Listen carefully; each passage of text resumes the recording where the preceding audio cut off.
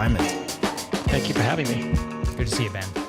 I was just mentioning before we started, I've wanted to talk with you for a while just because of the idea that the debate about the state of the movie industry, where it's going, where it's changing, how is or how hasn't COVID changed thing is a perfect metaphor for the ideas we're always exploring on the show. To take us in, though, the book you wrote came out in 2018. It's called The Big Picture. And we were listening to an interview you did with Peter Kafka a little earlier today, right when the book came out. And at the time you had a thesis about the state of the movie industry, which, if I could sum up and then correct me on, was basically the idea that 2018 franchises were everything. This was about the ability of a studio to pick up really strong IP, like whether it's your Game of Thrones at Warner, or it's your Star Wars, the Fox IP, all those things at Disney. And then this idea that you're going to have smaller Tom Hanks style movies be produced just was going away, really. How would you explain the way you saw the world right then after I summarized it? Sure. Yeah, I think you're about right, Marshall. By 2018, the big money to be made in the movie business was almost entirely in these branded franchises. Your Marvel, your Fast and Furious, your Transformers. These were the movies that just made the bulk of the profits in the business. The reasons being that it's become a global business and brands carry well around the world, especially in developing nations. Dramas, comedies, A, tend to be culturally specific, and B, don't have much brand cachet. In the same way that like Apple and Louis Vuitton are attractive brands in China, so is Marvel, so is Fast and Furious, right? So, very importantly, franchises have sequel, reboot, spin-off, merchandise, theme park potential, right? So even a successful drama like La La Land, right? Definitely made money, profitable film. That's it, you're done, right? Take like The Despicable Me and the Minions, right? There have been like 4 or 5 of those films. There are theme park rides. There's merchandise. I mean, that is an ongoing recurring revenue. That's like a significant piece of profits for years to come for Comcast, which owns NBC Universal. So the amount of money to be made just can't be compared anymore. And so as Disney, most importantly, and some other studios proved that was true, other studios try to follow in their wake. And then this other trend is double down on it, which is that we have the rise of streaming television.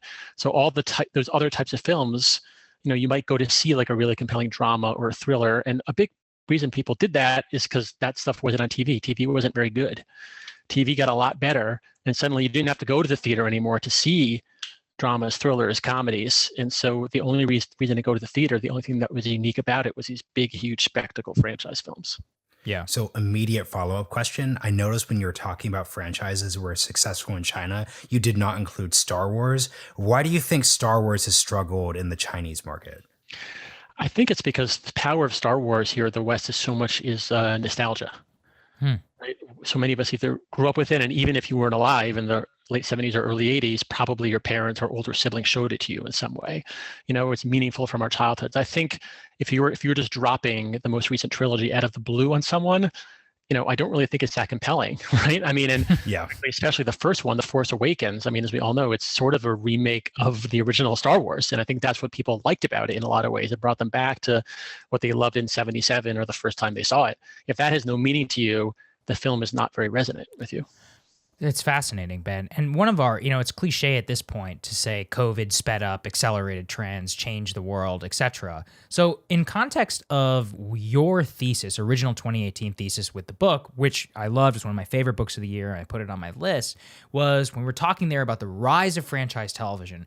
And really, I mean, at least in my view, the sad story of Sony and like the inability to make like good dramas with good talent and good actors profitable in the marketplace. And you really do see the demise of that, so to speak, at least on the silver screen. What do you think COVID has done to accelerate the trends within streaming and within the franchise film itself? As in now, like we're, President Biden says by the end of July, everyone can get a vaccine. Presumably, movies will get, movie theaters and others will open up by then, but we'll save the takes for a bit there. What do you think has been accelerated on that front? Well, I mean, what's definitely been accelerated in a way, I wouldn't have imagined a year ago, is just the complete domination of streaming, right? We also had, I was talking before about the coincidence of like television taking over while the movie business went global. Now you have this coincidence of the pandemic hitting and shutting down movie theaters at the same time that all the media companies are launching their streaming services, right? So to have movie theaters shut down at the same time that Disney Plus launches, HBO Max launches, Peacock launches, right around also around the time Apple TV Plus launched, Disney bought Ben, Hulu and doubled don't down. erase Quibi. Do Yeah, not erase Quibi Quibi, not on this launched podcast. and disappeared. Yes, don't worry about that. To have all that happening at the same time is just, I feel like it's just this. I mean, Hollywood has changed in a way that the people who work there, who I talk to, kind of can't believe. It's like the old Hollywood, meaning 2 years ago, was like ancient history. Like everything is streaming now, because all of a sudden people can't go to theaters, and so much stuff is available in streaming. There's so many services that will, and I think Warner's or NBC Universal thought we'll launch these and we'll give it a few years and we'll slowly transition our businesses away from movie theaters and from cable packages over to streaming. But since streaming is the only thing available, there isn't movie theaters, and also a lot of people hurt by the pandemic cutting back spending. They're cutting back their cable packages. It's all streaming, right? And so we've seen in the stats, just to see Netflix, which we all thought, I think, was sort of reached maybe its peak, have another killer year, and to see growth in so many of the other streaming services, Disney Plus especially, it's been tremendous. And then in order to keep up, to see HBO Max putting all their 2021 movies onto their service the day they launch, the same day they're in theaters, meaning essentially very few people are going to see them in theaters, is just the sign that everything besides streaming is over. Streaming has become the predominant force in Hollywood, and you could really say that the entertainment business has become an app business all in that's 2020. So what does that mean for content itself? As in, like, let's say if I'm looking forward in the future, what are the types of shows now which are going to be streaming specific and then movie specific? Or is your point more everything is now streaming? What I would say is that everything is essentially streaming. There will be movie theaters. Theaters will be released in theaters, but for the most part, we're going to have to think about theaters as the opening act to, or even maybe the marketing vehicle for streaming. If you understand the business, you understand why you get the content you get. These companies are being judged based on the success of their streaming services. Disney stock is way up because of the growth of Disney Plus, and it's being valued the way that Netflix is being valued. So these companies care first and foremost about how many subscribers are adding and retaining to their streaming services. Movie theaters are useful as a way of saying, this is really important. This is a much bigger deal than the average piece of content that just gets dropped on Netflix in some random week. And, certainly nobody's going to say no to the extra money for the people who choose to go to the theaters. But any company, Disney would say, if you have the choice between a movie that's going to gross $1 billion at the theater and then be done versus a movie that's going to bring you a few million more subscribers and they'll stick around, you take the subscribers for sure. Yeah. Whereas, in the past, each piece of content they produced, be it a movie or a TV show, was supposed to be profitable in and of itself, right?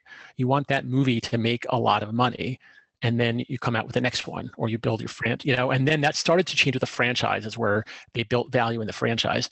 Now, a movie is ultimately just a way to attract or retain subscribers to your streaming service. That's the value in it to the media company.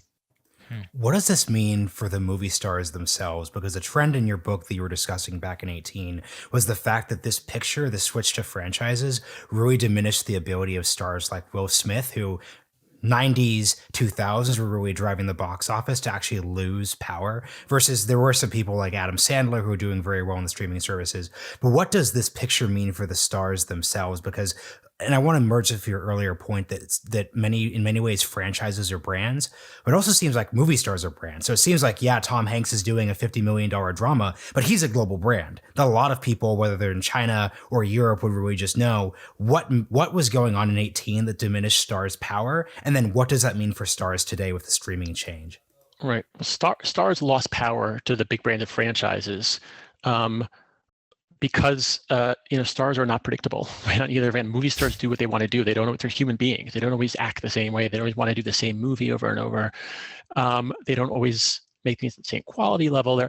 So for a lot of audiences, and certainly for studios, it's better to have Marvel be your brand, because Marvel movie will always be this, and the company controls Marvel, right? Mm-hmm. Robert Downey Jr. has left, and the Marvel brand is still going strong, right? When Will Smith left Sony, like they were kind of left screwed because they relied on him so much for their profits and success.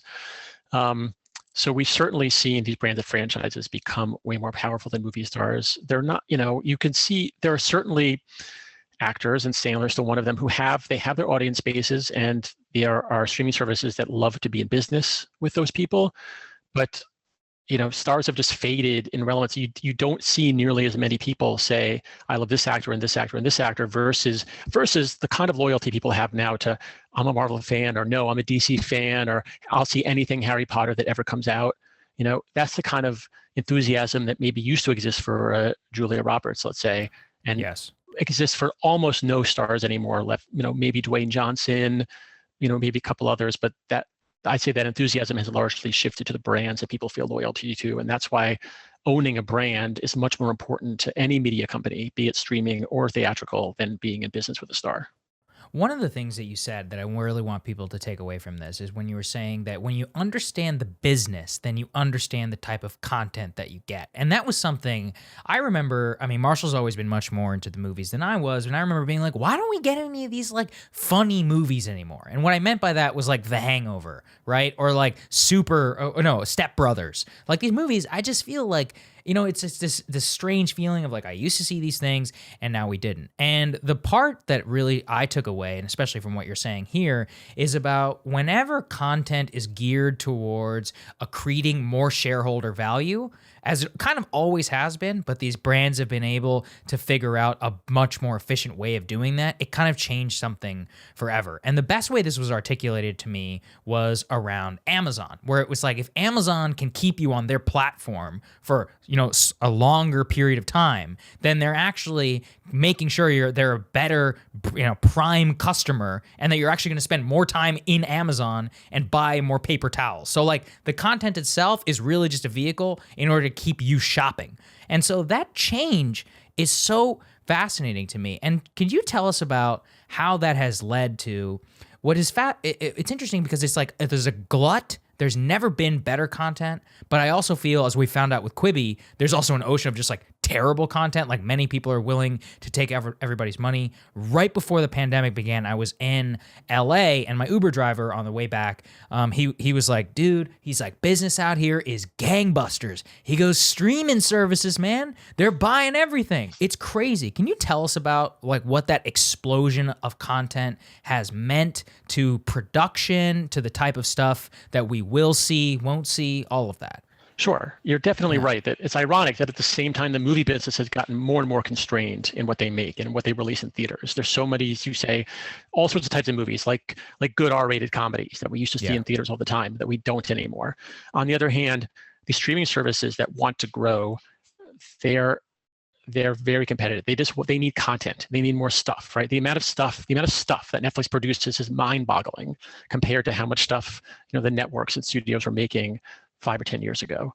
And because the economics, as we said, have changed so much, they don't need to make a profit on each piece of content. They need to attract or retain you as a subscriber. Or in the case of Amazon, as you say, they just need to keep you a little bit more engaged with Prime so that you'll ultimately buy more crap from them. Right. So there's just, and the shelf space is infinite, obviously, on these streaming services. So there is, and you've many of them launching and competing for content. And so there is just more stuff being produced than ever, which is why we have this paradox where on the one hand, I think it's so sad that the movie theater, the place that we come to collectively, has become so constrained in what it offers to us.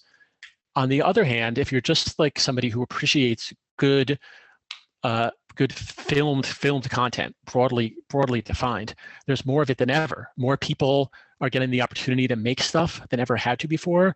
And the box of what it can be, it's no longer, okay, it's a 2-hour film or it's a half-hour sitcom that could have 22 episodes in a season, right?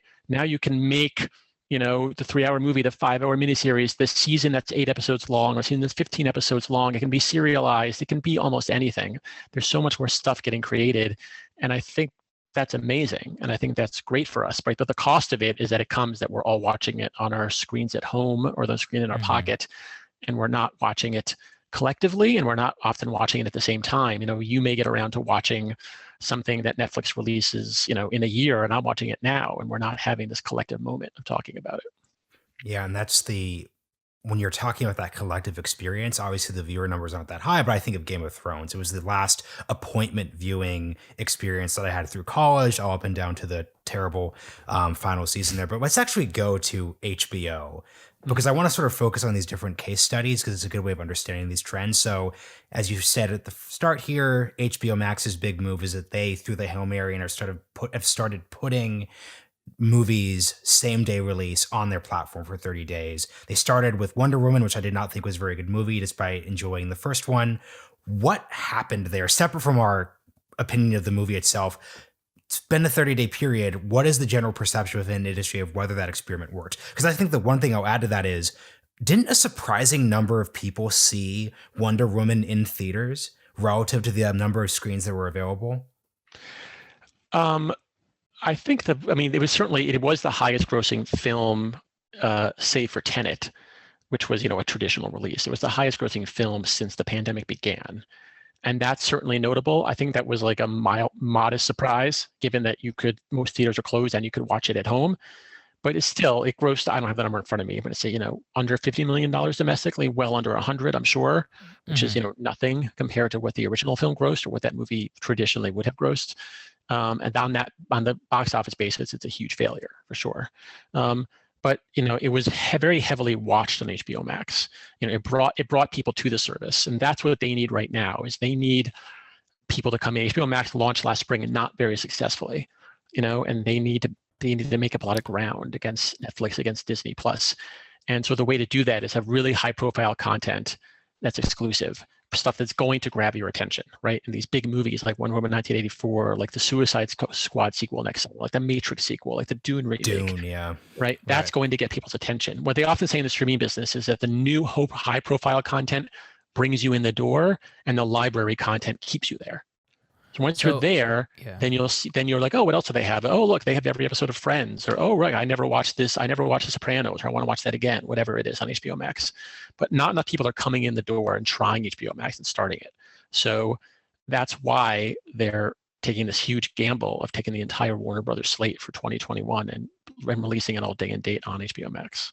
Well, I just want to pick up on something you said. You said that a lot of people watched it. So, like, if I'm Jason Kylar, who's CEO of Warner Media, and he took a ton of bad press around this decision, it sounds like he made the right one. But talk also, maybe for the audience who's not, as into this as we are, there was an immense backlash within Hollywood against this. I mean, the agencies were against it, the stars. I think Christopher Nolan was like, thought we were working for a movie and now ended up working for the third worst streaming service or something like that. Very like hoity-toity. Obviously unsaid is that he makes... He said, I thought we were working for the best movie studio. Turns out we're working for the worst streaming service. Yeah. Which is pretty brutal. And as an HBO Max fan, kind of makes me upset. But I mean, there is something there, which is that, first of all, obviously there are a lot of directors. I think Martin Scorsese recently just came out and said something is like the art of, the screen, silver screen or whatever is gone. But at the same time, the way that those guys get paid was all tied in with the box office. So can you just talk about that? I mean, from one perspective, HBO Max, as you said, made the right call. But in the long term, are they going to be able to get the content that they need in order to release on their platform and in the studios? Right. So that's a great question. So certainly they got a lot of attention. A lot of people came into HBO Max to try Wonder Woman 1984. I think we'll be able to say, we'll know later on, like ultimately, at least for this year, did they gain enough subscribers to HBO Max to make up for what they lost in the box office? That's the sort of very clear cost and benefit calculation that they'll be able to make. The little bit more elusive question, which we'll only know in the years to come, is the damage that they did to Warner Brothers' standing in Hollywood. Warner Brothers has always prided itself on being the most filmmaker-friendly studio in town. They put filmmakers first, and they really had this reputation. That's why someone like Christopher Nolan, who could work anywhere he wanted, and is, to be blunt, a huge pain in the ass to work with, chose Warner Brothers, because they were the friend. They let him do what he wanted to. They gave him tremendous creative freedom, and they released his movies the way he wanted them to be released, in theaters, often on film, instead of digital. He was the king of that place, and a lot of other top filmmakers were attracted to work there. That was kind of often seen as, you haven't really made it in Hollywood until you can work at Warner Brothers. And in making this announcement with sort of no warning to any of the filmmakers it was coming, Warner Brothers basically erased decades of goodwill in a day. And Wow. all these filmmakers were furious, not just that their movie was going to be released in streaming, and not first and foremost in theaters the way they intended it, but also that they weren't consulted, that they weren't part of the conversation, you know? And I think going forward for Warner Brothers to be able to say, no, the next Christopher Nolan, the next great young filmmaker, you should work here, we're a special place, we're different than Netflix. They've lost that goodwill. In the past, they would, sure, Netflix can throw a lot of money at you, but at Warner Brothers, we take care of our filmmakers, we have loyalty to them, we care about your movie being seen in the theater. Now, they're just another Netflix. And it's just a question of whether or not they're willing to make the movie or not, and how much money they're willing to throw at you. So I think that's definitely cost them a lot of their stature in Hollywood, and it's going to definitely cost them projects and cost them relationships with good talent in the future. And that's a great illustration of what we said, what I said before, story that the studios are now apps. And Warner Brothers is not, which used to be the crown jewel of Time Warner. Warner Brothers is now just a place to create content to put on HBO Max to grow subscribers so that AT&T stock price will go up. Yes. That's what Warner Brothers is now. Speaking of Netflix, where do you think talent, directors, etc., where do they want to build right now? Because the thing that was interesting in your book is the way you delineate the brands that at least in 1819 these different companies had. So for example, this has started to shift, but Amazon Studios got big initially because they became the space where you would get the Manchester by the Seas, a little more artsy. It's not independent. It's not purely independent. You actually made this joke with Peter Kafka. It's Amazon, so you can't call this art house like independent cinema, but it's the quote. It's something that would definitely not happen on, in cinemas today. Where do the actual brands for it, when it comes from a talent perspective, really stand? So if you're at Netflix, what is your offer to a director? If you're HBO, what is the offer? Disney, et cetera, et cetera, et cetera. The thing is, there's less and less differentiation between them. I think in the past, Netflix was the place where they'll throw a lot of money at you, but it's just going to get dumped in a pile of content, and they don't take care of you the way that a Warner Brothers or a Paramount will. Now that everybody's going streaming to one extent or another, there's a lot less differentiation between them. HBO Max is sort of really struggling to be like, well, the HBO brand, which used to mean something very prestige, high-end television, can they still keep that while still being Max, right, and having more alongside it? I think they're struggling with that, and it certainly means less than it used to. It still means something, but it means less than it used to. Netflix doesn't mean what Netflix just means is it's the most popular streaming service, right? So you're going to reach the most potential subscribers. They have a lot of money to throw at you. And, it is a very cool brand with young people. I mean, pretty much everybody has Netflix. Having Netflix is like having running water in your house for anybody who's middle class or above in the Western world at this point. So you'll reach everybody. But you'll be surrounded by the most different stuff. There's so much stuff on Netflix. The Disney Plus certainly has a very specific brand, right? But it's usually not people being like, oh, I choose to put my project on Disney Plus. It's Disney Plus being like, we will assign you to this brand that we already have. We will assign you to do the Marvel project or the Disney Teen project or the remake of our animated movie or whatever. So as like streaming sort of dictates having a lot of different content, just tons of stuff, I think the differentiation between these different brands is less and less. And it's just a question of what content do they happen to have? What are they home to? I sort of thought of this if you saw that weird ad for Paramount Plus during the Super Bowl. Yes, thank you. Right. I mean, what does the Paramount brand mean? Nothing, right? What it means is it means the content that Paramount happens to own, which is all this random stuff thrown together, right? It's South Park and Star Trek and Survivor and PGA Golf. Right? The thing that's fascinating about this, because I'm actually a huge Star Trek fan, but I could be entirely honest and say their post 2015 CBS All Access products have not been very good. Yet they keep releasing new shows. The ratings aren't great. The buzz isn't great, but they keep releasing more shows, and that's just another example of Paramount doesn't have that many branded franchises, so they're just trying to make Star Trek happen because literally like all this comes down to if you're at these non-tech first companies, it comes down to what IP do you have? Because that seems to be Disney's central feature, the fact that they just have 80 years of strong IP.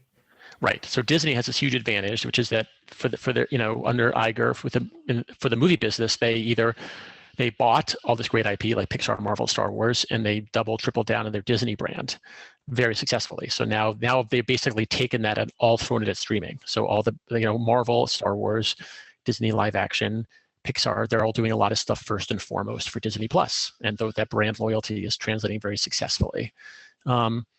Yeah, like we said, Paramount doesn't have many brands. Star Trek is kind of the best thing they have going.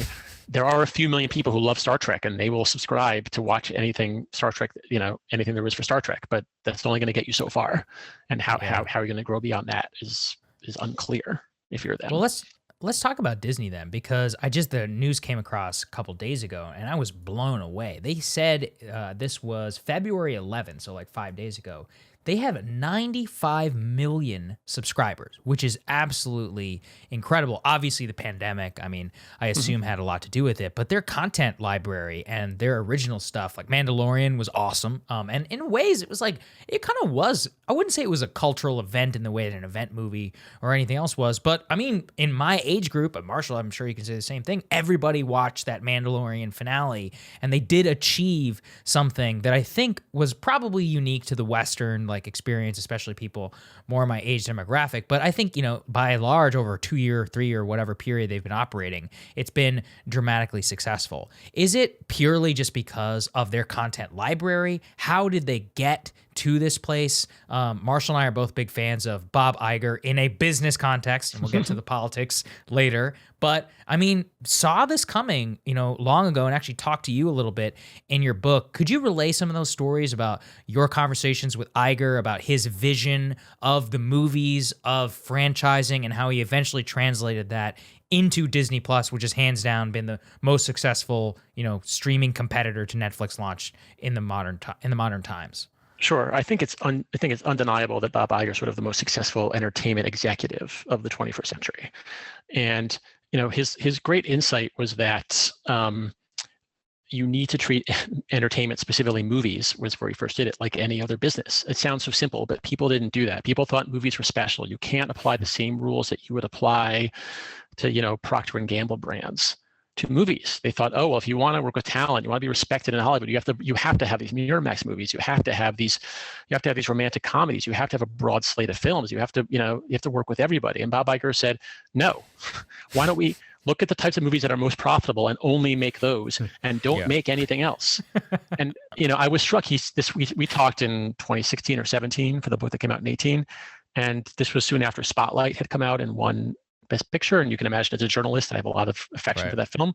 And he said, look, I love Spotlight. Like, I'm so glad that film is getting made. I really love seeing it, but we're not going to make it because the Spotlight, for all the reasons we discussed before, Spotlight doesn't make much in the way of profits. Right. And it's not really Disney's comparative advantage to make Spotlight. Anybody can make Spotlight, but Disney, with the brands it owns, including the Disney brand itself, has a comparative advantage in making these family-friendly big budget events, under its own brand, and then he said, well, he looked at the movies, he looked at the movies in the 2000s and said, what's working? The Disney branded films are working. Pirates of the Caribbean is working. National Treasure is working. Miramax is not working very well. Touchstone is not working very well. What were some movies under those brands that people could think? Because I think that's the easiest way to think about it. Yeah. What are some movies under like the Touchstone? Yeah, what was like a Touchstone movie? Yeah. Oh, yeah. Back in the Touchstone's first movie was Splash. Just to sort of think about where it started. Touchstone made I think it's successful ones that you might remember, like Pearl Harbor. They made Armageddon. Yeah. They made a ton of R-rated or PG, kind of harder PG-13 rated films. I'd have to look. I'm blanking. Those are good. Now. It's just the point is these are not movies that Disney today would ever make again. Right. Exactly. There you go. Those don't fit under any of the Disney brands today. 100%. And then and Miramax, you think of like No Country for Old Men. You think about Shakespeare in Love. You think about The Crying Game. These are very edgy art house types of movies that are sure to generate controversy, that are usually hard R, that are aimed very much at adults and not family friendly at all. Mm-hmm. The kind of movies you buy at Sundance. And those are too bad. And to hit on the point of what was tough about Bob Iger, because it's easy to look back and say, yeah, like buy Marvel, buy Star Wars. This is the smart decision. But, Shakespeare in Love, those are Oscar winners. So Yeah, there's a lot of like, so it's easy to look at those and say our system's working. We're producing these movies. Right. Why Well, would Bob we go Iger and said, make these bigger bets? He's not going to care about Oscars anymore. He's not going to care about whether or not the talent thinks Disney is the best place to go work at first. He also was betting that a lot of people in Hollywood doubted that these brands have lasting value, right? I mean, when Disney bought Marvel, they were like, okay, well, Iron Man did well, and at that point, maybe Iron Man 2, Captain America, and Thor maybe look good, but I mean, how long are people going to go see these superhero movies? Maybe a few more, and then they'll get sick of them. How much Star Wars stuff can people really watch, right? I mean, he believed correctly that if a brand is well taken care of, that it can last for decades, the same way the Disney brand has lasted, nearly a century at this point. And he was very correct about that, which a lot of people didn't see. So he oriented his company entirely around brands. He invested heavily in them. He cut out everything else. And then look, you can debate whether or not, Disney makes the best films these days. I think a lot of people would say they don't. But when it decides we're going to make this type of film, he doesn't rush it or half-ass it. They spend a lot of money on these movies. Remember, with Rogue One, they delayed it and did all these reshoots that cost tens of millions of dollars, and well worth it. Best Rogue one of it was awesome post Disney era. You think it's great, right? I mean, I certainly think it's the best of the new crop, and it worked out. It did reasonably well. So he's willing to and Pixar famously doesn't release a movie until it's ready, and those cost a lot of money. So he's willing to say in the box of what these movies are supposed to be, we'll spend heavily and make sure it's quality, as we define it. And that strategy is just tremendously successful at the box office, right? I said Iger is the most successful entertainment executive. Marvel is without a doubt the most successful movie brand of the 21st century, hit after hit after hit after hit. And that approach worked brilliantly well. And that now what he's done is basically say, okay, these brands have built up so much equity, people love them so much, where instead of using that to make us, dominant at the global box office, we're going to use that same approach to make us dominant in streaming. The most important piece of Star Wars content to come out last year was clearly, and the year before was clearly Mandalorian, right? The most important piece of Marvel content to come out obviously was WandaVision. Debatably, it might still have been one of the most important, even if Black Widow and the Inhumans had come out in theaters. So he's putting a lot of their best content now on Disney Plus, and that gives them an advantage that certainly no other entertainment company has. I want to bring up Warner's problems because they're basically what happens if you try the Bob Iger strategy, but it doesn't work, in the sense that they're like, okay, hey, Marvel's working, Disney's working. Let's have and what was it called? It was their version of the monster movies. So because they're looking back, what IP do we actually own? That was just a Universal. They made Universal. Sorry. So Dark thank you. Universe. So so there's two examples I want to bring up then. So you see the Dark Universe at Universal, and then you see DC through Warner at the attempts to create the DC cinematic universe, which has had its literal highs and very literal lows. Could you talk about Universal and then talk about DC and how this has or hasn't worked and what other studios have learned from that? Sure. Well, those are examples of, building a cinematic universe is much easier said than done. You look at Marvel and just be like, well, we'll do that. We have a brand. Not nearly so well. I mean, the Monsters one is sort of the most cynical approach and clearly the biggest failure, because there's no history of it. There's no history of, a deeply built, universe. Some of the monsters crossed over back in the 50s or something, but it's nothing like, decades of comic books that built up with this universe built together, right? So, and they were never huge, big budget event films, right? That's not what horror movies are. So Universal had this, in hindsight, terrible idea to be like, we'll size up the monster movies, we'll make them big event budget movies, and then we'll tie them all together into a cinematic universe. And we'll make clear from the beginning that we're doing it. So audiences will immediately be skeptical, right? Because they can see that we're doing it in this cynical way. When Marvel came out with Iron Man, they didn't announce that they were building the cinematic universe over the next 5 years. People sort of slowly realized that over time. So other than the genius, and this is why it's so cool, because I saw it back in high school. At the end, they have the final scene. We see Thor's hammer. Right. So what they did really well is they were good at winking and hinting at it without just punching you in the face with it.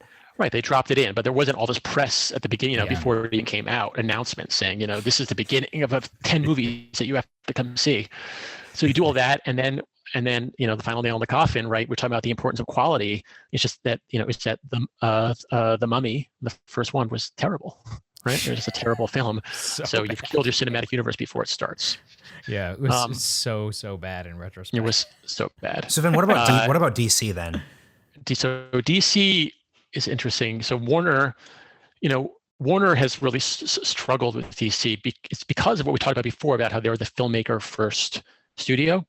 They're very filmmaker friendly, and that's benefited them in so many ways, right? Clint Eastwood's been there forever. Christopher Nolan calls it his home. They bring so many of the best filmmakers there to do a lot of their best work. But as Marvel has shown, to build a cinematic universe, you can't actually just indulge your filmmakers. Kevin Feige runs Marvel. The filmmakers do not run Marvel. And for a long time, they purposefully hired directors who were not A-listers because they wanted to be able to be blunt, to push them around, right? Jon Favreau was not at anybody's list when they hired him to do Iron Man. He was not an A-list director at all. Joss Whedon hadn't directed a big movie at all, period, before he did Avengers. These were filmmakers who were not going to be able to push around the studio. It was the other way around. Kevin Feige and et al. Said, this is what a Marvel movie is. This is how our cinematic universe is created. Here's your script. Here's your budget. Make it happen. It was almost like being a television director in that sense. Wow, that's fascinating. Yeah, right. So DC, at Warner, they were like, no, we're going to work with our approach of bringing in the best filmmakers and giving them lots of creative freedom. And that makes it hard to sort of say, okay, and then by the way, this movie has to come out this year and it has to tie into the other movie in this way and make sure that totally you keep your film similar to the other one, right? Because, your different filmmakers are not going to do that, right? And so Warner tried to have their cake and eat it too. And the CEO of Warner, I'll go back, right? So to go back, what happened was their one big success was the Dark Knight trilogy. Yes. Christopher Nolan, right, without a doubt, he made arguably the best superhero movies anybody's made, certainly the by far the best DC movies anybody's made. So then they were like, okay, well, all our other movies like Green Lantern, if you remember that debacle, right? They're all going badly. Maybe Christopher Nolan will just make all of our superhero movies for us. And they literally spent a year or two trying to convince him to do it. And ultimately he said, no, I'm not going to do it. He'll produce Man of Steel and then he's checking out. So then they made this bet that in hindsight didn't work so well, saying, well, maybe Zack Snyder is our guy. And they bet heavily on Zack Snyder. And, he does not make family-friendly films at all, right? Say what you will, whether you like him or not. They're certainly not family-friendly. They're pretty dark. And he was not amenable to, creating them, the cinematic universe where it was going to tie into Wonder Woman, where it was going to tie into, to a Justice League coming up, where it's going to tie Superman and Batman. We're going to know each other well, and then the Flash. And nobody was coordinating it. There was no Kevin Feige-like figure who was in charge, right? The directors were kind of doing their own thing. This bunch of studio executives were all fighting over really who was in charge of DC. It was chaos internally. There was no coordination. So the movies are all over the place. And some of them are good. Some of them are divisive. Some of them are terrible. And then by the time you get to Justice League, the whole thing is a total mess. And then they realize it's going badly, and then they had to fire Zack Snyder halfway through, bring in Joss Whedon, try to fix it. It's just debacle. So they've not been able to create a cinematic universe, sadly, almost because of their history of letting filmmakers take the lead. And the key thing is they've basically given up. Like that's why the current thing is Joker is in its own universe. There's the Robert Pattinson Batman movie, which isn't related to the Batman that will be in the Flash. So they've literally conceded defeat within that framework. Yes, they've said we are not going to be able to build a cinematic universe, basically, and when we try, we do it badly. So we're going to try to make individual superhero films that are really good. If there are opportunities to tie them together, great, but that's not going to be our intention going into it.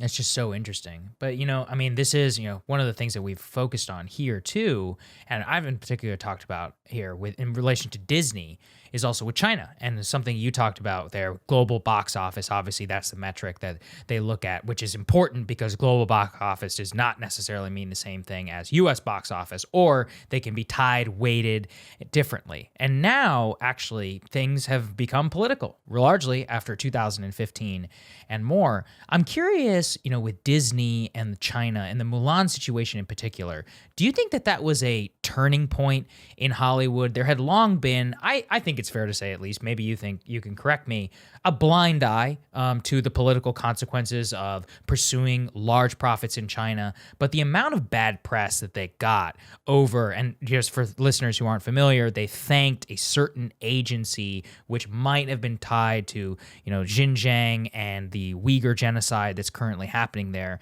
in Western China. Do you think that that will skew or change behavior in Hollywood at all? Or is the cynical take of they just want to make money and they're going to continue to pursue all out in China as much as they possibly can, even if it does mean political censorship and even backlash here at home, that it's worth it? What do you think generally about China, Hollywood, and and Disney in particular, because they are so forward facing there? Yeah, I think it's definitely raised questions about working in China for the first time in a very long time, since maybe the 90s, back like in the 7 years in Tibet situation, Right. which was so long ago. And through the 2000s and the 2010s, there was all just like lots of money to be made in China, like, let's go crazy. No concerns about the authoritarian government there. But people are more politically aware. There's a lot more social media pressure about politics, and so it's a very sensitive time. And I do think, especially, and during the pandemic, interestingly, China's taken full advantage. Their theaters are largely open. American movies it's not like you can release a movie in China and nowhere else. So American movies are not really going there. And it's really boosted the Chinese movie business at the expense of Western films. Chinese audiences are increasingly going to see Chinese movies. And I think it's going to give the Chinese government, of course, rather that their audiences see as few Western films as possible, and they'd rather boost their own industry. Right. I actually saw you tweeted about this earlier. I thought it was so interesting about how they're using anti-piracy policy as politics. Could you explain that? It's so cool. Yeah, it was a story that we published in the journal I was reading, that they're they shut down this big piracy network. And from my perspective, of course, I just thought, oh, well, this is a blow against piracy. It's interesting that China's, doing this, and obviously Western companies will be happy. People, of course, people who like to get pirated content will be upset, but it was interpreted by people in China as a way of the government just keeping out the Western content, that they don't want them having access to all the ideas in Western films and television, and they want to force people to watch Chinese-made content. They want to essentially to limit their options, and that's always been China's goal, because they want the soft power of popular culture, which the West has always had.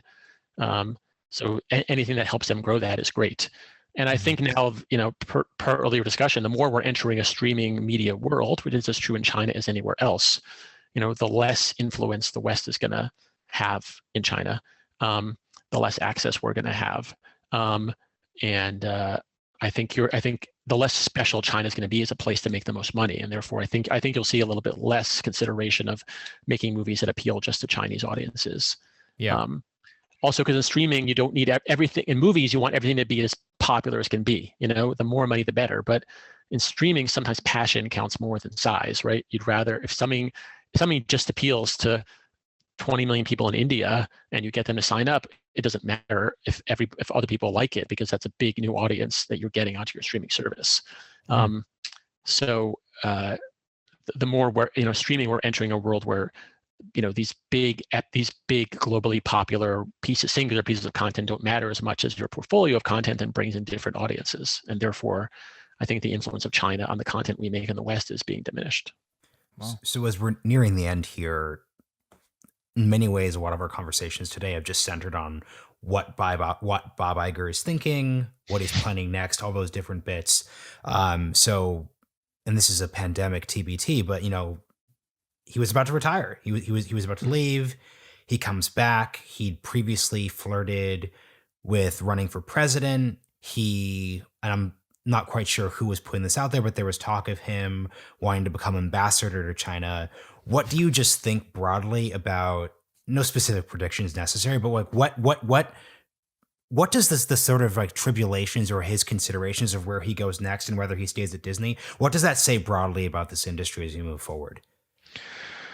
Well, I mean, it really says that Iger's success and his stature, kind of makes it hard for him to step. Like, what else can he do that will seem like it's a worthy retirement plan for him? Essentially, it used to be you run a studio, you run an entertainment company, you sort of retire and become a producer, and that's totally fine, because that's what you were. You were a studio head, and your world is really Hollywood, and it's very impressive to be a movie producer. I mean, just think about it. Bob Iger were like, I'm going to be a movie producer. That would seem like this massive step down for him, right? Bob Iger, right. Somebody who just makes movies. Bob Iger runs is the most successful media empire of our time. He also has got a very healthy ego, And so, he's one of the reasons he hasn't stepped aside, I think, is he's waited for the right opportunity for what he could do. If the China ambassadorship had happened, he would step down to do that. For a while, he was going to oversee the expansion of the NFL team to Los Angeles, and that didn't happen. His bid didn't succeed. He was maybe going to become commissioner of Major League Baseball for a while. That didn't happen. So he's sort of been looking, I think, for this exit plan that is worthy of someone who's not just a movie maker, but worthy of someone who's, built a global entertainment powerhouse. And that shows you kind of how influential and significant, Disney is in the world right now. Yeah. Well, last question for you here, Ben, and this is something I'm sure a lot of our listeners are wondering, and it's a debate that's actually raged kind of within the online discourse. Some people are saying movie theaters are dead, nobody's going back to the movies. Now with Wonder Woman, you can stay home and you can watch it. But I think, and maybe I'm alone in this, but I suspect I'm not, I want to go back to the movies. I love going to the movies. I think a lot of people, once the vaccine and these places are all open, are going to want to go back. Are people going to go back to the movies? How are people in Hollywood thinking about the movies? Because maybe they probably would know better than us.